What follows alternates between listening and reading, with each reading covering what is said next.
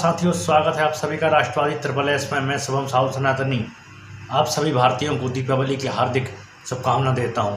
मित्रों, इस बार दीपावली में एक नया रिकॉर्ड योगी आदित्यनाथ जी ने कायम किया। जैसा कि आप लोगों को पता है कि अयोध्या में इस बार 24 लाख से अधिक दिए जलाए गए और यह एक महान शुभ दिन था। हम हर साल एक नया रिकॉर्ड स्थापित कर रहे हैं और आगे भी ऐसे ही करते रहेंगे।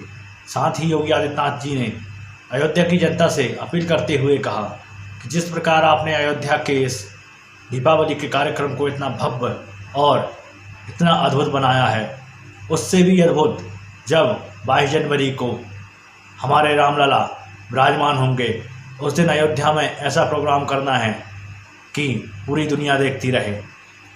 योगी आदित्यनाथ जी ने अयोध्या की जनता से कहते हुए कहा कि भगवान राम ने यह कहा है कि अयोध्या की जनता मुझे सबसे प्रिय है, तो आप उन भगवान राम के लिए जो अपना प्रिय मानते हैं आपको, उनके लिए आपको कार्य करना है और ऐसा कार्यक्रम करना है कि पूरी दुनिया में एक इतिहास बन जाए और पूरे अयोध्या को इस प्रकार सुंदरता से सजाना है कि पूरे भारत में इसकी झलक देखी जा सके। अयोध्या के लोगों की यह जिम्मेदारी है कि जब रामलला 22 जनवरी को विराजमान होंगे, उस समय पूरे अयोध्या में इतनी सुंदरता हो कि पूरी दुनिया इस कार्यक्रम को देखकर मोहित हो जाए। साथ ही इस कार्यक्रम में 50 देश के राजनयिक भी शामिल हुए और उन्होंने भी इस कार्यक्रम का आनंद लिया। मित्रों, जल्द ही राम मंदिर का उद्घाटन होने वाला है और हमारे प्रभु श्री राम वहाँ विराजमान हो जाएंगे। और सभी मित्रों को दीपावली का हार्दिक शुभकामनाएं और दीपावली के आप इस त्यौहार को देखिए। जय श्री राम।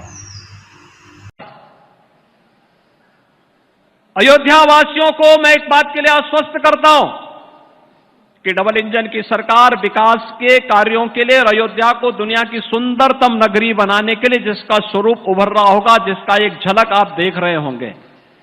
और पिछले 6 बार के दीपोत्सव के कार्यक्रम का परिणाम आज आपको अयोध्या में इस विकास के इस मूर्त स्वरूप को और भगवान राम के इस भव्य मंदिर को देख करके भी एहसास हो रहा होगा। हमारे पूर्वजों ने दीप प्रज्वलन और दीपदान की महत्ता को वैसे ही नहीं रेखांकित किया है। इसके आध्यात्मिक, इसके भौतिक महत्व भी हैं, इसके आदिदैविक महत्व भी हैं और इन सभी महत्वों को रेखांकित करने के लिए ही हमारे यहां इसको एक धार्मिक कर्मकांड के साथ और आयोजनों के साथ जोड़ा गया और उसके परिणाम आज यहां पर देखने को मिल रहे हैं। लेकिन अयोध्या वासियों की जिम्मेदारी भी बनती है, जब भगवान रामलला अपने भव्य मंदिर में विराजमान होने के लिए स्वयं आ रहे हैं। 500 वर्षों का एक लंबा इंतजार। कितनी सौभाग्यशाली हमारी पीढ़ी है। पूज्य संतों ने, राजा महाराजाओं ने, योद्धाओं ने, वीर योद्धाओं ने अनेक युद्ध लड़े और भाइयों बहनों, यहां पे विश्व हिंदू परिषद और राष्ट्रीय स्वयंसेवक संघ के नेतृत्व में चला एक सदी का सबसे बड़ा सांस्कृतिक अभियान, सदैव अशोक सिंघल जी के नेतृत्व में पूज्य संतों ने,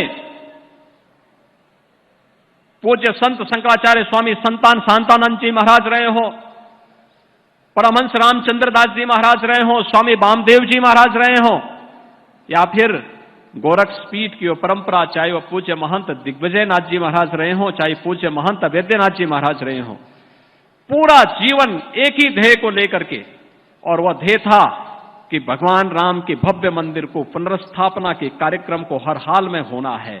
और आज जो साकार हो रहा है, तो साकार होने के लिए अयोध्या वासियों को, जिस अयोध्या वासियों के बारे में भगवान ने स्वयं कहा अति प्रिय मोहि यहां के वासी, तो उस अयोध्या वासियों की जिम्मेदारी भी बनती है कि भगवान जब आपको सबसे प्रिय मानते हैं, तो जब भगवान आ रहे हो, तो जैसे दीपावली का कार्यक्रम अयोध्या वासियों ने पूरी दुनिया के सामने दीपोत्सव के रूप में प्रस्तुत कर दिया है, ऐसे ही भगवान राम के 22 जनवरी के अपने मंदिर में विराजमान करने के लिए जब प्रधानमंत्री जी आएंगे, तो अयोध्या वासियों को स्वागत की तैयारी, उसी प्रकार की तैयारी के लिए अपने आप को तैयार रखना होगा। आप सब तैयार हैं? सभी लोग तैयार हैं? जय जय श्री